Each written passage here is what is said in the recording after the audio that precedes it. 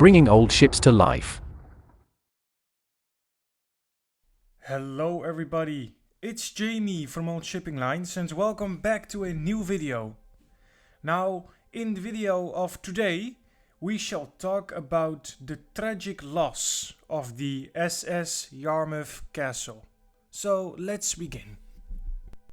Now, formerly, she was known as the SS Evangeline, and she would be owned by the shipping company the Eastern Steamship Lines, and she would be built by the shipbuilders William Cramp and Sons in the city of Philadelphia in the US.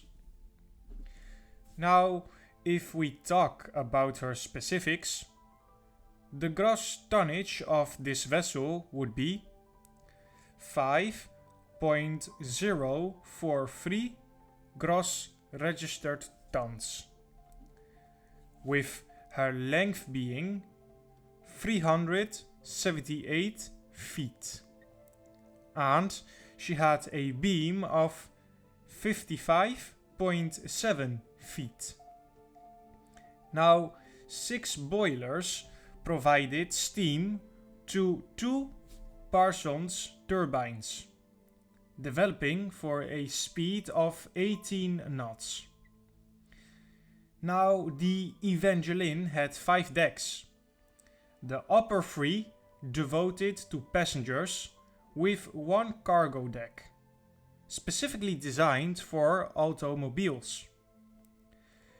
The ship had a glassed-in promenade deck, 2 social halls, a library, a dancing saloon, and a veranda cafe.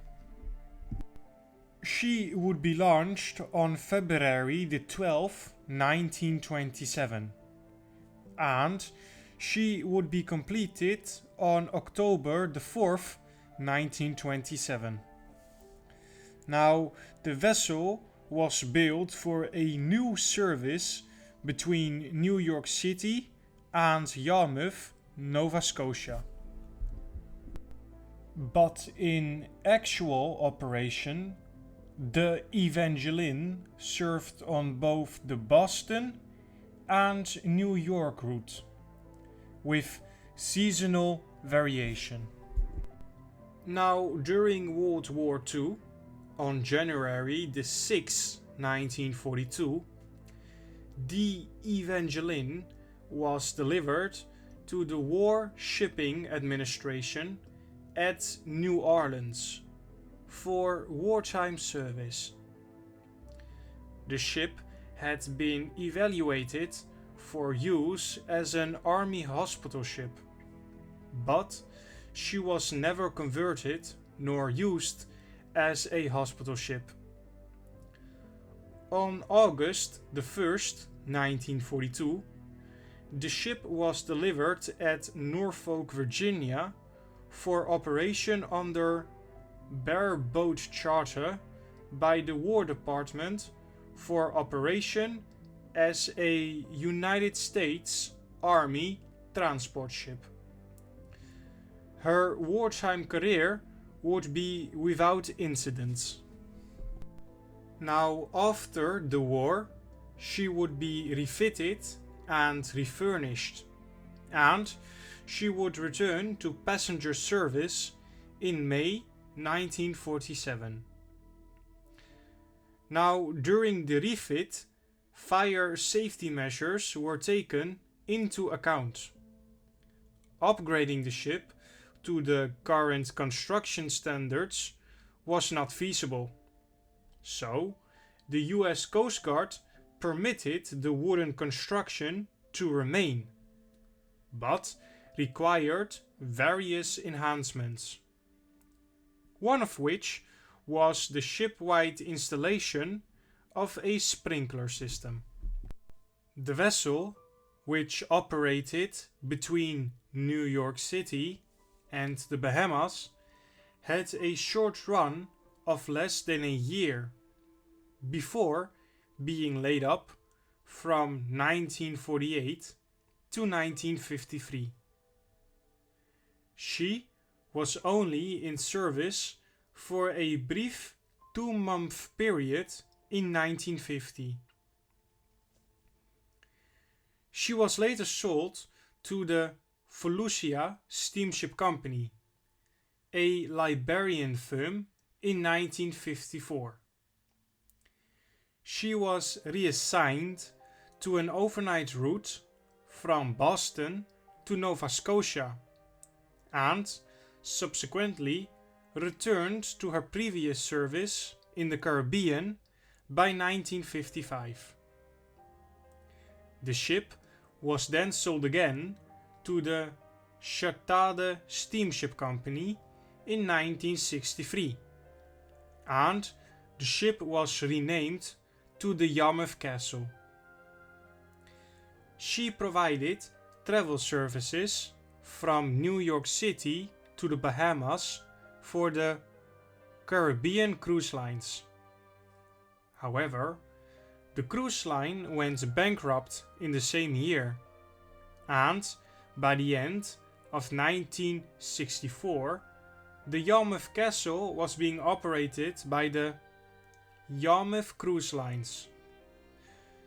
The ship offered pleasure cruises spanning the 186-mile distance between Miami and Nassau under the Panamanian flag. Now we move on to her fateful voyage. On November the 12th, 1965, the Yarmouth Castle set sail from Miami to Nassau, carrying 376 passengers and 176 crew members. The ship was scheduled to arrive in Nassau the following day. Now the ship would be under command of 35-year-old Captain Byron Voutinas. Shortly after midnight on November the 13th, a fire broke out in room 610 on the main deck. The room, which was being used as a storage space at the time, contained highly flammable materials, such as mattresses and chairs.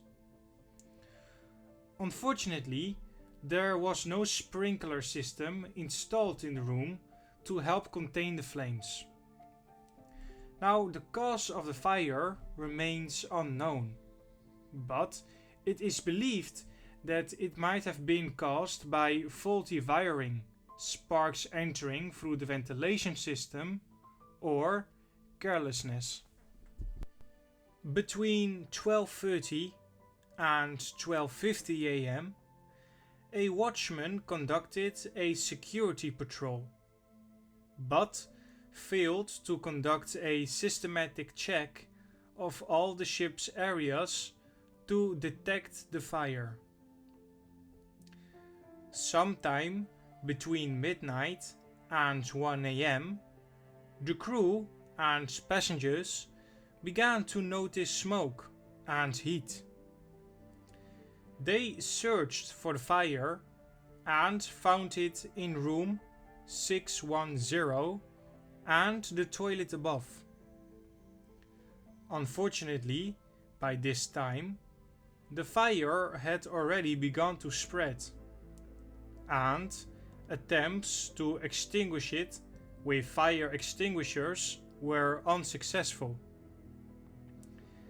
Efforts to activate the fire alarm box also proved futile. The bridge only became aware of the fire at about 1:10 a.m. Now, at this point, the Yarmouth Castle was about 120 miles east of Miami and 60 miles northwest of Nassau. At 1 a.m., the bridge received an alert from the engine room that smoke was entering through the ventilation system. the captain was summoned to the bridge, instructed the crew to sound the alarm, and left to locate the fire. However, no announcements were made over the PA system, and the general alarm was not activated. The captain came back to the bridge after approximately 5 minutes and instructed the ship to be stopped at 1:20 a.m. Unfortunately, the radio officer was unable to send out a distress call due to the presence of smoke and flames in the radio room. The fire progressed rapidly, causing the crew to evacuate the bridge and the captain to order a abandoned ship at around 1:25 a.m. At this point, the general alarm could no longer be sounded, and they were unable to issue the complete abandoned ship. The captain attempted to reach the lifeboat that contained the emergency radio, but he was unsuccessful.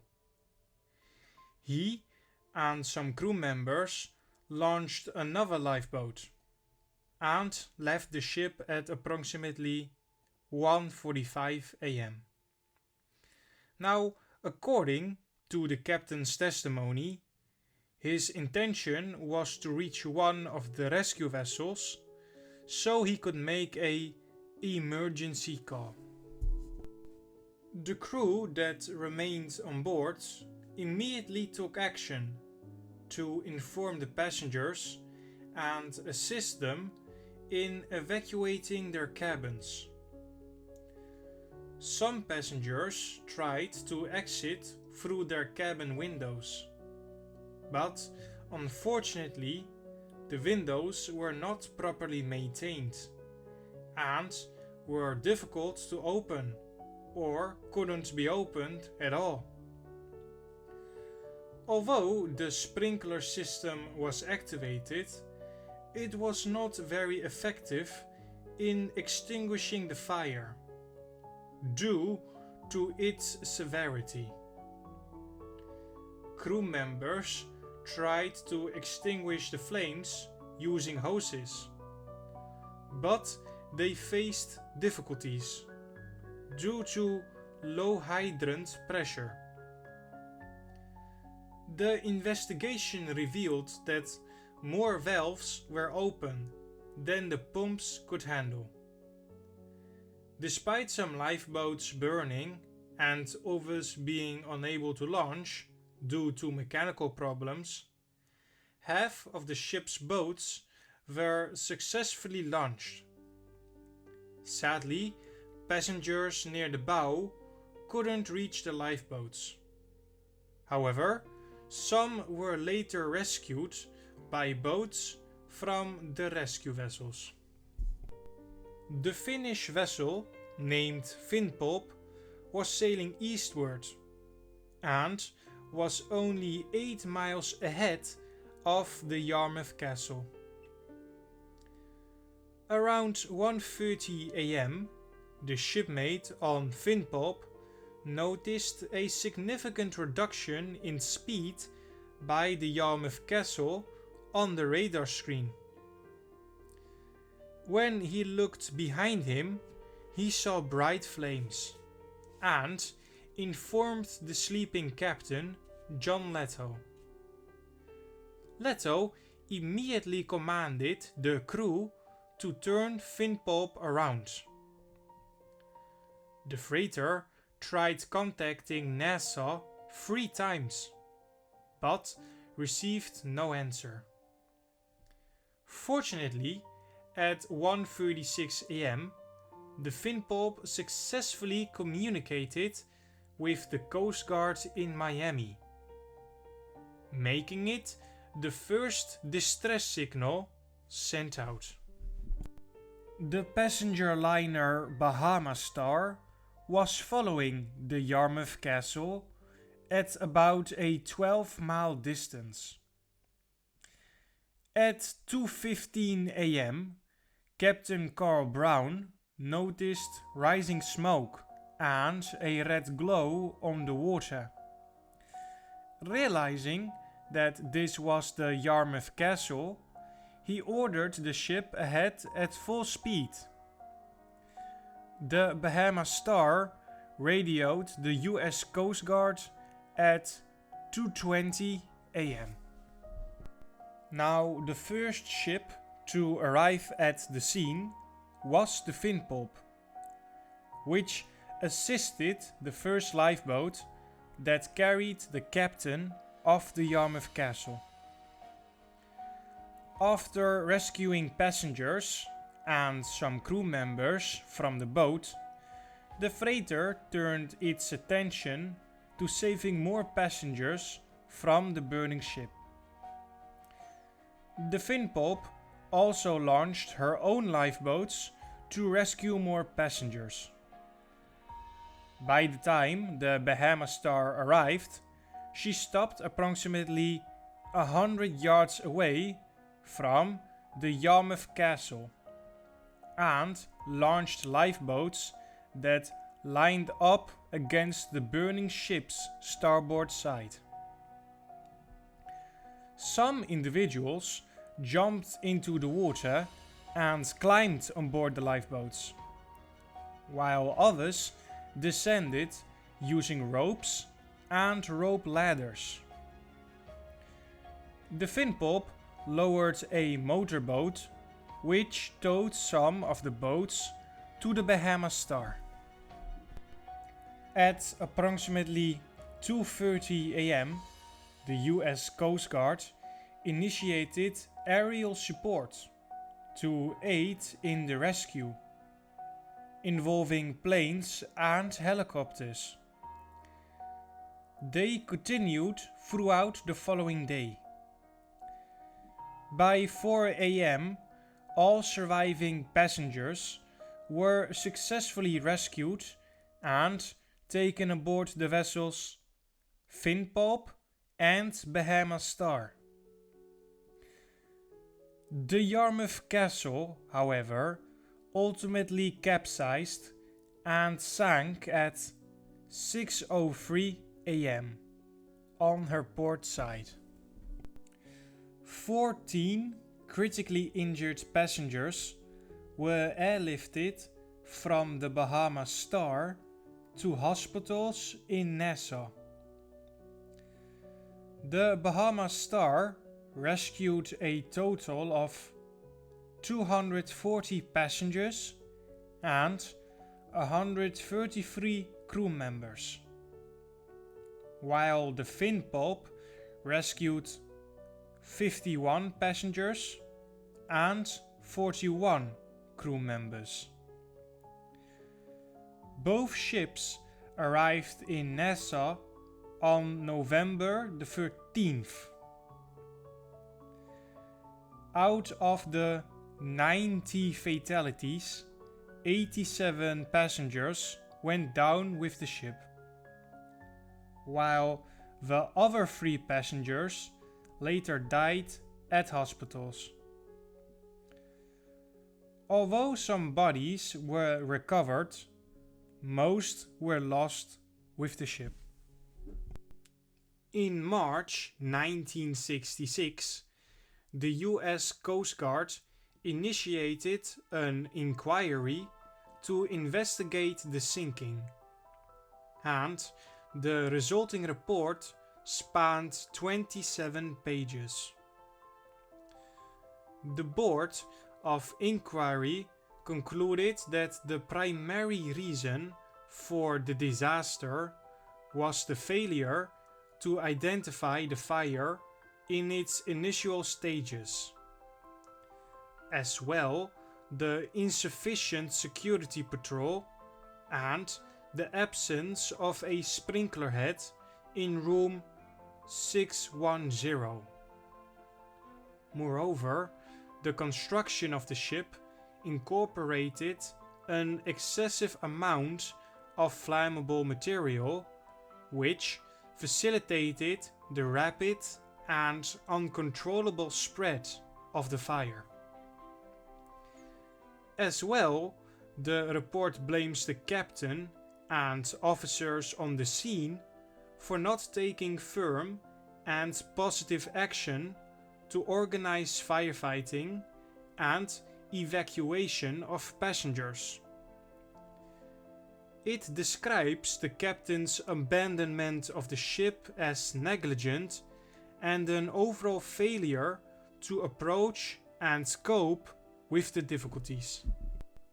The board acknowledges that the ship's firefighting procedures were sufficient, but were not executed correctly by the crew.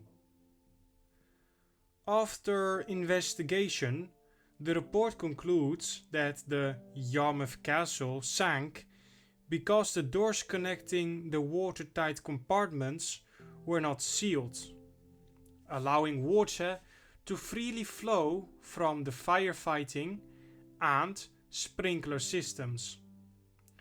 This resulted in the Yarmouth Castle tilting and enabling more water to enter through open bulkheads. 3 weeks prior to her sinking, the Yarmouth Castle had undergone a safety check and fire drill, which she passed.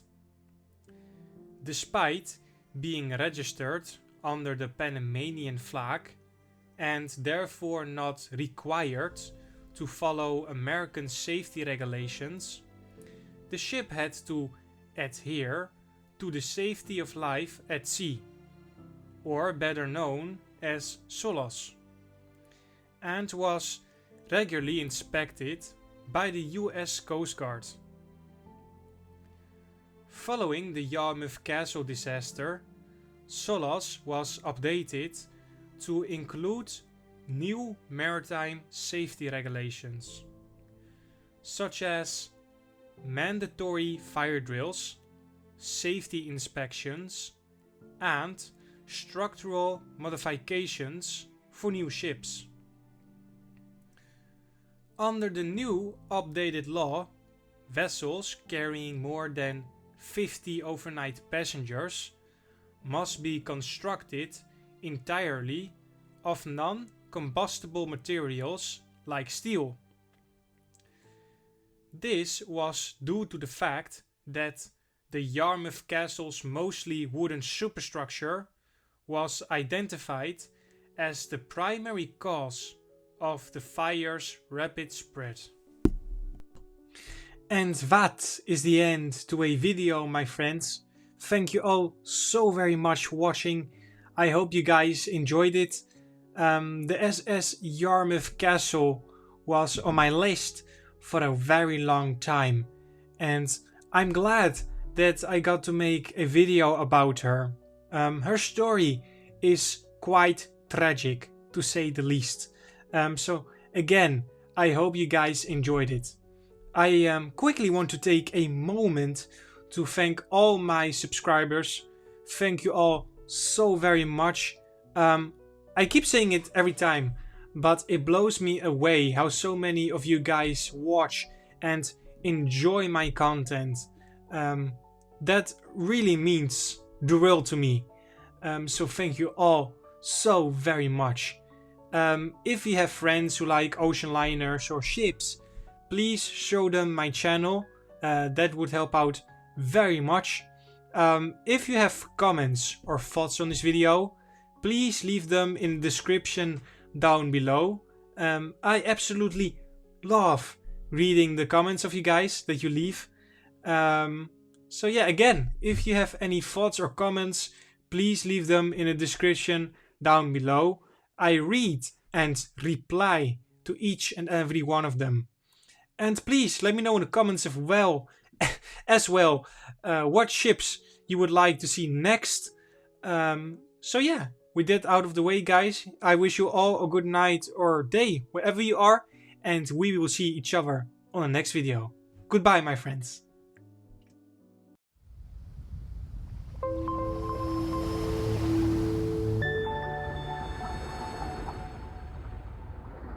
Follow Old Shipping Lines on social media. Thanks for watching.